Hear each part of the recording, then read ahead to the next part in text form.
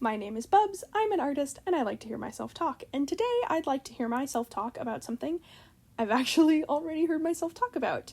I put up a video on my channel recently that was about a half hour long, detailing some of my oldest ever original characters and showing off a bunch of art of them from when I was probably still in grade school. I had a lot of fun with it, but there was one particular drawing that stood out to me.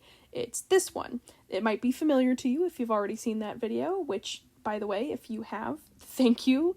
That was very generous of you to give me 30 minutes of your time, over 30 minutes of your time. And also for everybody that commented, I did see it and they did make me feel very, very special, so thank you. But I wanted to do this one because that was more about how I would approach character design differently, but this video is more about how I'd approach illustration differently, just in general. So I'm gonna recreate this one if I don't know that I said that. I probably didn't say that because, once again, I'm not scripting it. And once again, I don't have my microphone. I can't find it. I will find it by the time that I put up another thing. I actually am still planning on doing another video like that other one, but it's gonna involve a lot more characters, and I've already started actually, but it's gonna take way, way more work. I might actually put up a bit of a teaser image right here. Oh, boop. Maybe another one. Boop. But yeah, it's gonna be a while on those. Whoops. But it is coming in case anybody wants to see it. But I'm gonna start giving commentary on the actual Speedpaint now.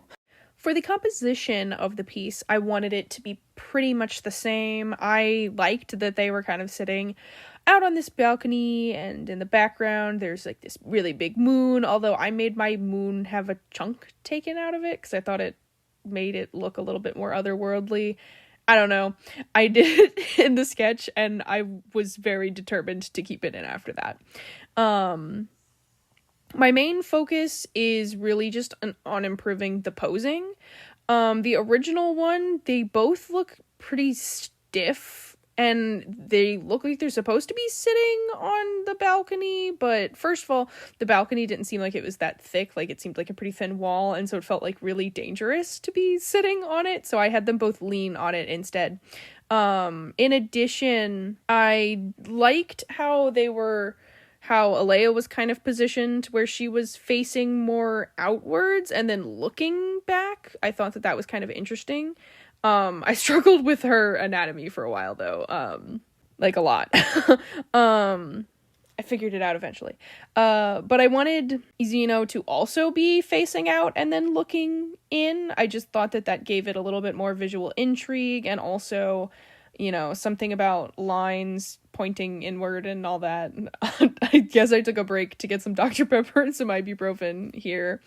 But I also wanted to improve the fact that neither of them actually were really physically interacting at all in the first drawing, or in the old drawing.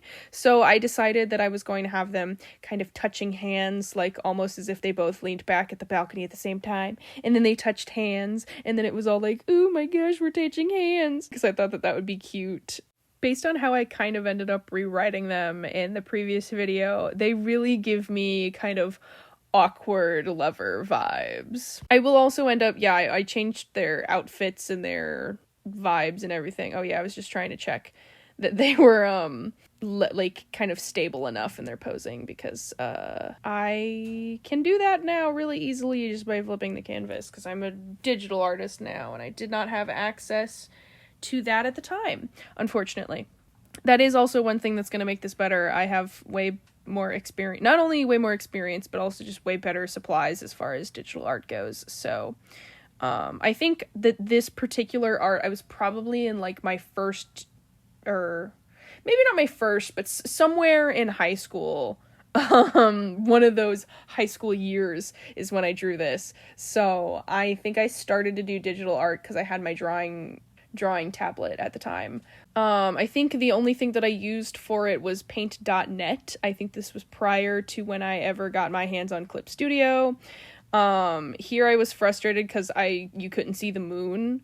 And I wanted the moon to be like this important compositional piece. I really just kind of scooted Zeno a little bit further away, and I thought that that worked better for the pose anyway. I also was determined that to make people see the chunk taken out of it and the broken part of the moon. I mean, I spent all this time conceiving of the chunk being taken out of the moon, so jeez, I forgot that all my palettes take a cameo. But yeah, so I'm starting to do line art, and I struggle initially with figuring out like which brush that I want to use. But I settle on one brush eventually. That's I think it's called Ink Bleed, if I'm remembering correctly, on Procreate. I don't know that I changed any of the settings. I think I might have just kept it as is. I also didn't really know if I wanted to go like my full cartoony style or my more semi-realistic anime-esque kind of art style. I don't really know what to call it. But I ended up kind of writing the line, and I really like how it turned out. You'll see it as I go forward. But yeah, I like that they're interacting, but they're not like making out. It gives it this very charming awkwardness, which I think really fits them based on like how I imagine the characters to be. I was originally going to have them look down at their hands touching to put more focus on that, but I ended up kind of thinking that I was not going to shade it in a way where you would actually really be looking at their hands. It will end up kind of shadowed, especially because she has her wings kind of obscuring the light coming from behind from the moon. So I just decided to have them look at each other's faces in the end. I also think I just did a better job making this look romantic. The original art, they looked really sad. I mean, to be honest, the original drawing kind of looks as if Alea's rejecting him or something. Like, because her mouth is open and she's leaning forward kind of like she's talking, but whatever she's saying, Zeno clearly does not actually want to hear it. I just feel like I wanted it to actually seem a little bit romantic. I mean, you have this beautiful setting, they're in front of the moon, they're pretty close together, although I guess it is true that you can have kind of sad romantic scenes. Obviously, not every part of a romance story, or even any story, is going to be totally happy. But, you know, even this drawing isn't necessarily, like, happy. It's, again, I went for more of an awkward, but still a little wistful, I guess, kind of vibe. I wanted it to have that kind of thing. Actually, I did come up with kind of a vague story for what's happening. The basic idea that I came up with is that, the reason that they're all dressed up in these things that I don't think that they would ever really normally wear is because they were invited to some kind of an elf party, maybe after they accomplished their main goal. I kind of imagined this being after their major journey. And the elves kind of are like, yay, you saved us. We don't hate you anymore. Please like us so that if something happens again, we will actually be able to rely on you to help us. But they threw this big party and they kind of had this dress code that they didn't really understand. So they tried their best to, you know, make nice and dress up. And I also imagine that there was probably some kind of a scene earlier on where everybody was seeing each other all dressed up, and Zeno was like, wow, you look beautiful, and then Alea was like, wow, you look weird, why are you wearing that, you goofy dude? But this moment I think happens because the party's big and it's loud, and these are two people that do not do well with crowds. You know, Flora and Paya maybe are kind of thriving, but these two in particular don't. So they kind of both individually sneak off in the party, and then they find each other here on this balcony. Oh yeah, I decided to give them some scars. because they've been busy on their journey, and I wanted it to actually look like time has passed since the beginning of their whole thing, and maybe they have evidence that the journey was not so kind to them, because I think that that's all, again, it's just a little interesting way to do some visual storytelling. I have been a big fan of drawing characters changing over time, specifically in the little kinds of ways, you know. I know, like, major changes, like losing a limb or physically maturing kind of thing, you know, that's standard practice. But I like the really little details and stuff. The comic that I've been writing and actually putting up, you know, once a week right now, I have designs specifically to show, like, changing, in the passage of time, and, because it's about a bunch of kids that are in middle school, so I actually have designs set up for them as they progress through middle school.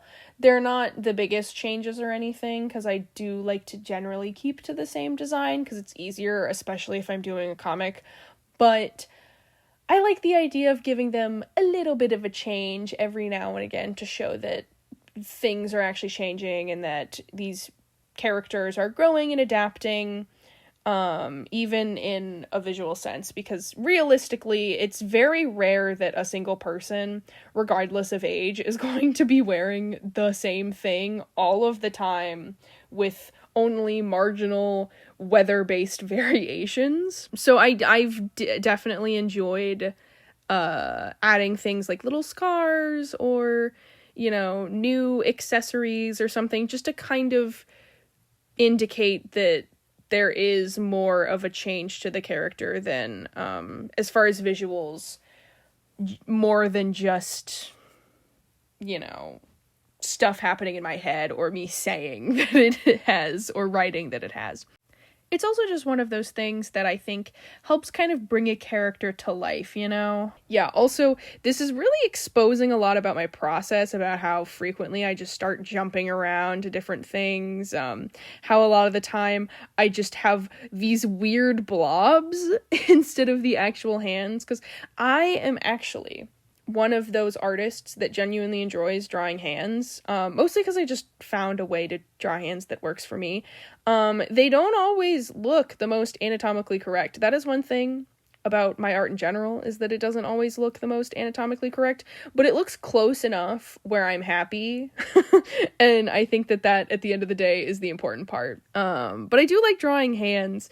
I just sometimes struggle with them, and I've learned that for me, it is way easier to not force it and to just come back to it when I'm feeling a little bit more like drawing a hand, because otherwise I get frustrated and burnt out, and then it ends up looking kind of sad anyway, or it just never gets done. So I was trying to be gentle with myself, so that's why you'll see me kind of jumping around to a lot of different parts of the art. Oh yeah, in the line art I actually realized I forgot that he had his peg leg. I drew an entire other leg kind of in the sketch, but I didn't forget for the line arts. That's good. Yeah, I still haven't drawn in those fingers. Here we go. Now I'm getting to it. I really liked the way that their hands are kind of overlapping here. It's pretty cute. I also was trying really hard to make it look like Zeno had slightly bigger hands. I'm pretty bad at that usually. I've gotten much better with things like body diversity, you know, actually making characters look taller or shorter or bigger or smaller. I try really hard to represent a lot of different kinds of bodies, because there are so many different kinds of bodies. But I struggle to make hands have variable size and feet have variable size, for characters that are kind of around the same age. It's just always something I've struggled with, because in my brain, I want it to be more consistent, I guess. Which in a lot of ways, oh yeah, my Apple Pencil got pretty sleepy there. So I'm letting it charge. It's funny how many little gaps and breaks that this takes. It is really interesting to watch this for me. I made a point of actually like screen recording rather than just having a time lapse, because it really shows you my whole process, like the way that I do things. Like, for example, if I want to get rid of something in a shape, I will select the inside of it, or I'll select the outside and then invert it, whichever works, but I'll select the inside of the shape and then drag it off the screen, because it's easier than like me changing the eraser and making sure that it's big. I'm sure that there's also easier ways to do it on Procreate, but I do what works for me, and that's what's important. Oh yeah, I'm putting in the snake. I almost forgot the snake, his little snaky sister. I still haven't thought of a name for her. Partially because I really didn't make her an actual character. That'll be a fun thing if anybody watches this and has a name suggestion. You could suggest some names for his snaky sister, and maybe I will pick one and make a post about it. Who knows? That could be fun. I mean, who wouldn't want to name a fictional snake person? Ah, yes. Line art is done. I really like how it turned out. I like that it's pretty sketchy still and has a very inky kind of feeling. I mean, I know I used an inky looking brush, but ever since I got back into traditional stuff, like with ink pens and stuff, I've really learned that I just really like having a rougher texture. I don't like using brushes that have a really smooth outer edge. Something about it just feels a little bit too stiff for me. I like that the variation and the uniqueness that you can get from having kind of a crunchier looking brush. And now I'm doing the background. I actually often do the background before I do all the colors. I don't really know why, especially because I actually usually end up covering the background when I start doing the shading. I have a weird process. I don't know, but it works for me. So, I'm going to keep doing it.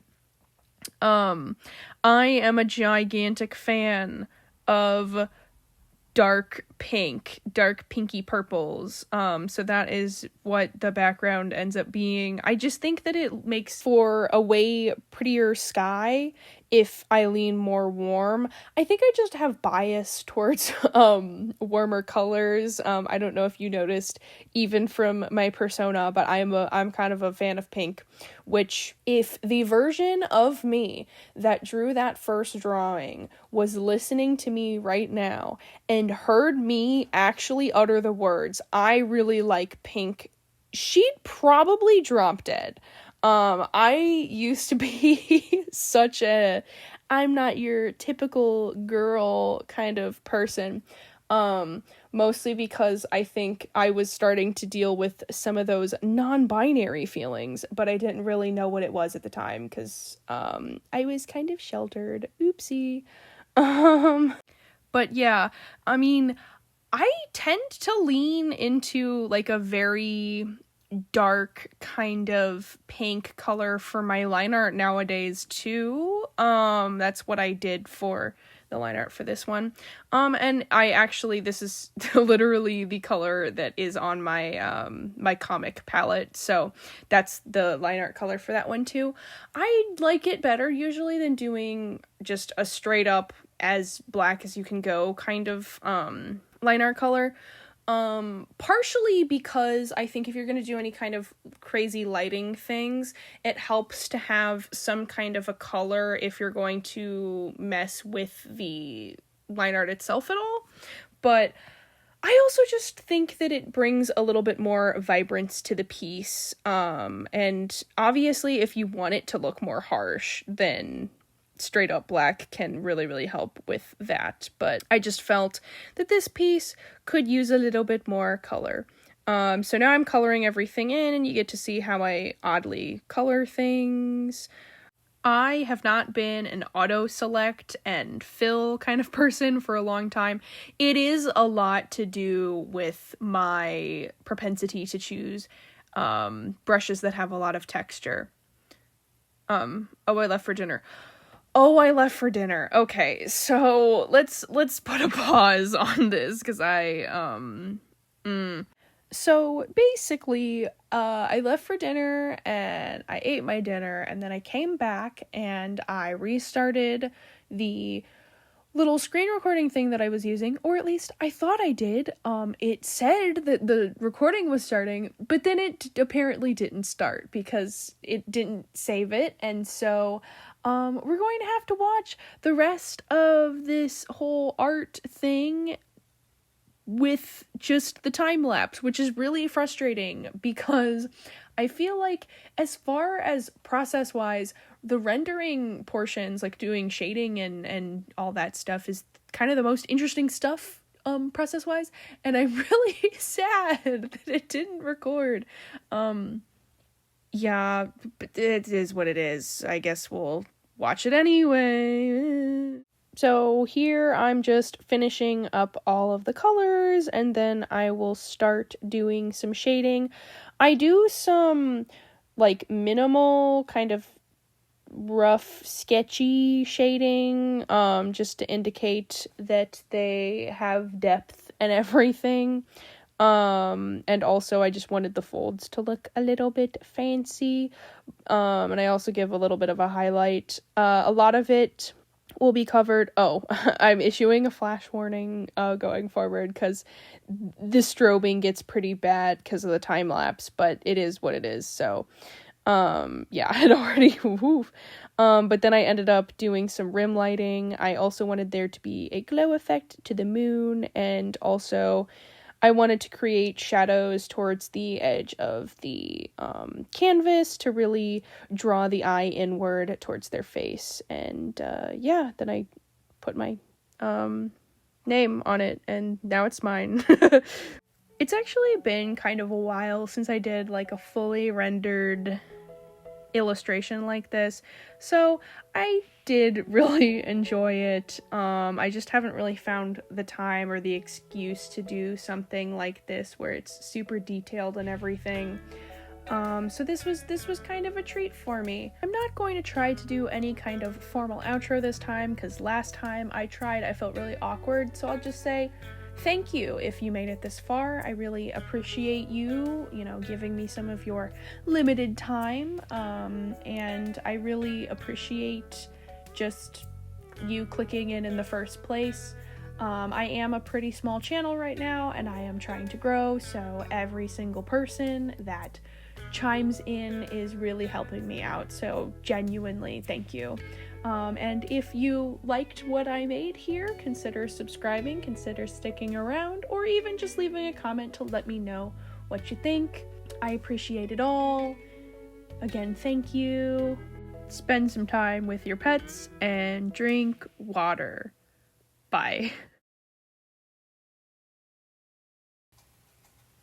I love how you gotta drink so loud every time I talk. It's really rude.